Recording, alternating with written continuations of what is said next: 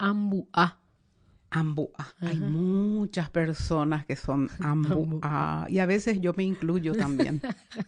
Soy medio ambuá también Creo a que todos veces. somos ambuá, Sí, bueno, de el tanto en tanto. ambuá es lo que se conoce como 1000 pies. En Mm, realidad, muchas veces le decimos 100 pies, pero el 100 sí, pies tiene menos patitas y sí. es venenoso. Ajá, Pica, es muy dolorosa su picadura y es venenosa, ¿verdad? sí, Pero el ambuá no, el ambuá tiene, pero realmente deben tener miles de pares de patitas, ¿verdad? sí.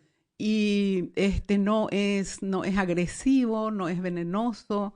Él simplemente cuando se siente atacado o en peligro, se Sí. enrosca Mm, sobre sí mismo y queda como muerto, ¿verdad? mm, Entonces el ambuá es esa persona que vos apenas le tocas y le haces una broma y no le gusta. O sea que hasta las bromas a veces te toma mal, se enoja, se aparta, se recluye en sí mismo. Son personas un poco difíciles de tratar, ¿verdad? ujú, Ese es el ambuá, el mm, que se enoja por cualquier cosa sí.